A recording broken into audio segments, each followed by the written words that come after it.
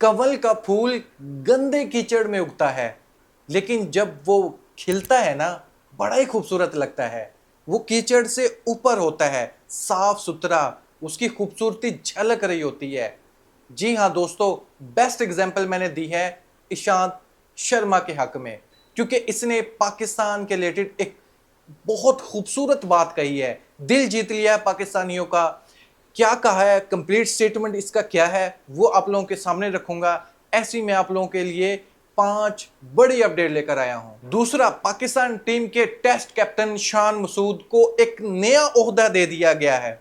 आप तो उसको कैप्टेंसी से रिमूव कर रहे थे, लेकिन पाकिस्तान क्रिकेट बोर्ड ने उसको बड़ी अथॉरिटी दे दी है। दोस्तों, सुनकर हैरान रह जाएंगे कि जिस कैप्टन की खुद की कोई परफॉर्मेंस नहीं है, लेकिन क्या वो इस चीज के लायक है। पाकिस्तान क्रिकेट बोर्ड ने कौन सी नवाजिश की है शान मसूद पर, वो भी मैं इस वीडियो में आपको बताऊंगा। तीसरी बड़ी अपडेट दोस्तों, मीडिया पर आग लगा देने वाली, स्पेशली इंडियन लोगों को तो जला के रख दिया इसने, कि जो इंडिया वर्सेस बांग्लादेश का मैच था, लिटन दास कैप्टन नहीं थे, जाकिर अली कैप्टन थे।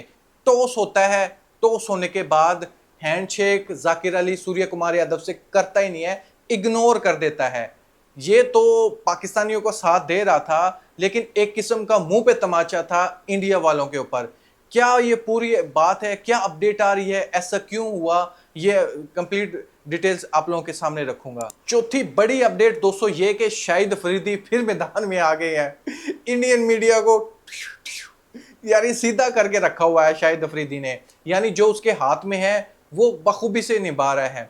शाहिद अफरीदी का कहना था कि ये बीसीसीआई नहीं है, ये क्या है, गोदी मीडिया के इशारों पर चल रहे हैं, ये मैच नहीं हो रहे। ये इन लोगों ने, जैसे पोस्ट मैच सेरेमनी होती है, ये पोस्ट मैच सेरेमनी नहीं होती जब इंडिया का मैच होता है, ये इन लोगों ने इंडियन पार्लियामेंट बना दिया है।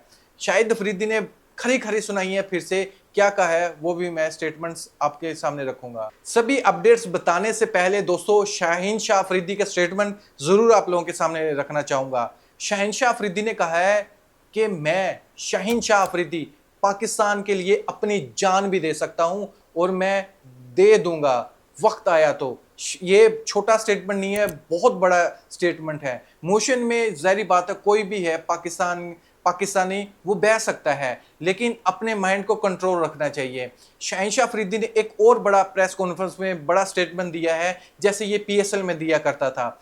शाहीन शाह अफरीदी को बताना चाहूंगा, ना तो ये पीएसएल है और ना ही आपके सामने टीम कोई कराची किंग वाली है, ये है इंटरनेशनल, और सामने टीम है आपके इंडिया।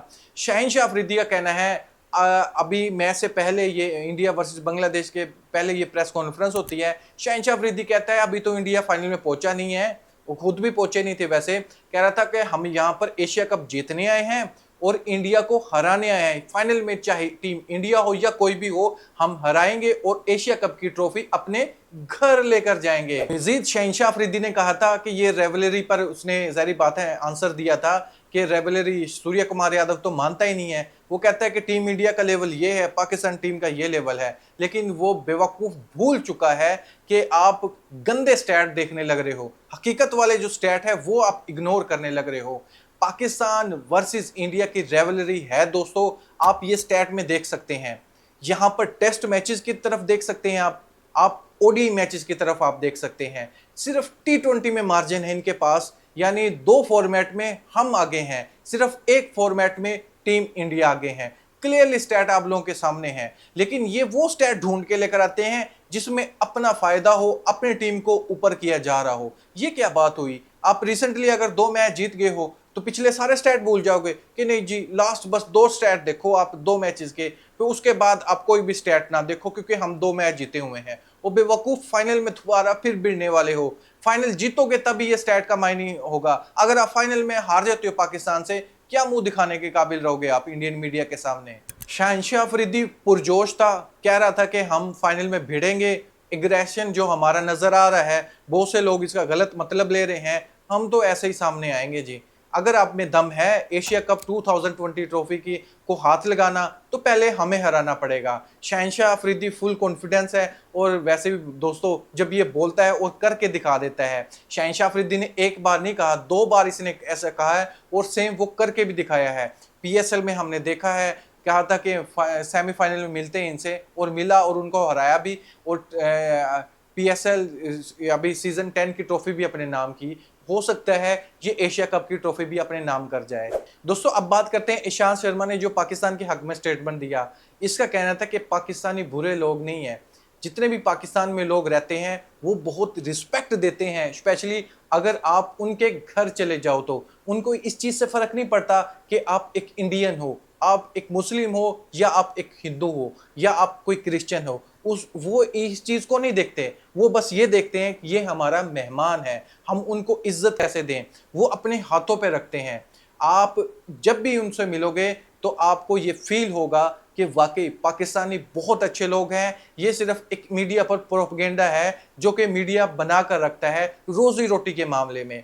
मैं जब भी पाकिस्तान गया हूं या मैंने अपने सीनियर से सुना है तो यही कहा है कि पाकिस्तानी जितने भी लोग हैं वो बहुत ही अच्छे हैं। ये सिर्फ मीडिया पर दिखाया जा रहा है कि पाकिस्तान के लोग बहुत बुरे हैं। ये सिर्फ जो सियासतदान है वो अपनी सियासत को चमकाने के लिए सब कुछ कर रहे होते हैं, लेकिन मेरा पर्सनल एक्सपीरियंस यही है कि पाकिस्तानी बुरे बिल्कुल भी नहीं है, वो अच्छे लोग हैं। ये सिर्फ मीडिया की बनाई हुई बातें हैं कि पाकिस्तानी बुरे हैं, मैं इस पर बिलीव बिल्कुल भी नहीं करता। सही कहा यार दोस्तों, वो कहते हैं कवल कीचड़ में उगता है। बहुत से इंडियन मीडिया यानी गंदा कीचड़ जो है वो यही शो करवा रहा होता है कि पाकिस्तान एक बहुत बुरी कंट्री है, यहाँ के लोग बहुत बुरे हैं।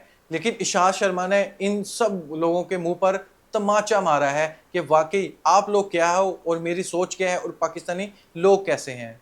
अब बात करते हैं शान मसूद पर।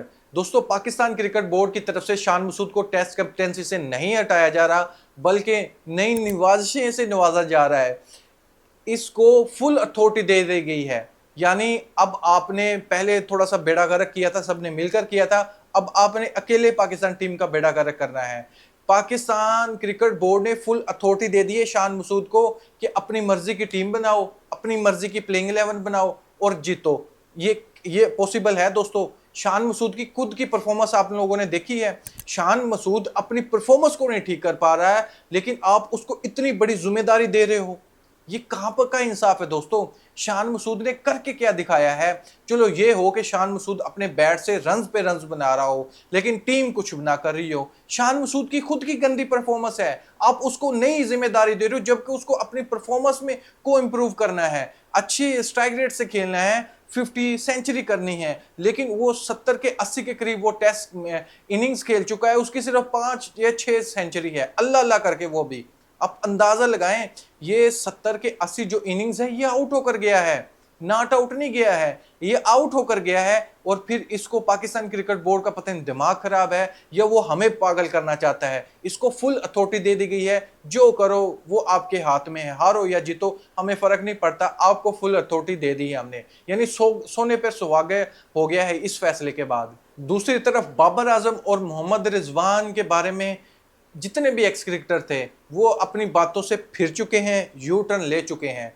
उनका कहना है कि बाबर आजम और मोहम्मद रिजवान के बगैर टीम बनती नहीं है।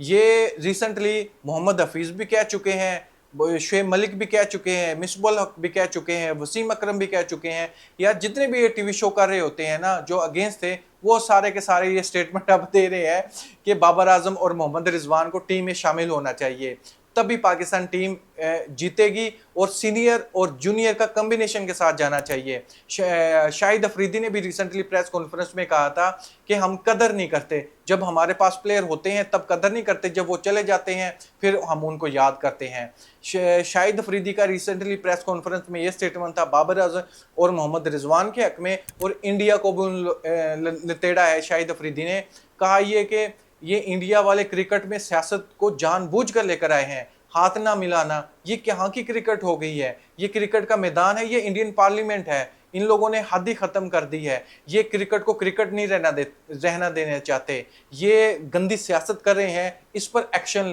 लेना चाहिए। आईसीसी में खुद बैठे हुए हैं, बीसीसीआई आईसीसी को चला रहा है, ये गलत है। तमाम क्रिकेट बोर्ड को मिलकर एक डिसीजन लेना चाहिए और इस चीज़ के खिलाफ बड़ी जल्द से जल्द एक्शन लेना चाहिए। दोस्तों लास्ट पर बात करते हैं इस हैंडशेक पर। टॉस के बाद हैंडशेक नहीं करता जाकिर अली सूर्य कुमार यादव से। दोस्तों ये टॉस के वक्त ऐसा हुआ था, लेकिन मैच फिनिश होने के बाद तमाम टीम्स प्लेयर ने, स्टाफ ने आपस में हैंडशेक भी किए हैं। बांग्लादेश और इंडिया वालों के जितने भी प्लेयर्स थे, स्टाफ थे, ये सिर्फ टॉस के दरमियान हुआ था ऐसा। मे भी जाकिर अली भूल भी सकते हैं या उसने जानबूझकर इग्नोर किया था सूर्य कुमार यादव को, लेकिन इस पर कोई भी ऑफिशियल स्टेटमेंट नहीं आया, ना ही इसके बारे में पूछा गया। अभी तक मेरे सामने तो नहीं आया, लेकिन अगर आपको इस बारे में इंफॉर्मेशन है तो कमेंट बॉक्स में ज़रूर बताइएगा। और शहनशाह अफरीदी जो स्टेटमेंट दे रहा था, क्या लगता है इंडिया से जो फाइनल होगा पाकिस्तान का होगा? क्या पाकिस्तान इंडिया से फाइनल मैच जीत सकते हैं एशिया कप 2025 का? और बाबर आजम मोहम्मद रिजवान को T20 में कमबैक करवाना चाहिए या नहीं? और ईशांत शर्मा के बारे में क्या कहोगे? अपनी राय कमेंट बॉक्स में ज़रूर बताइएगा। थैंक यू, अल्लाह हाफिज़।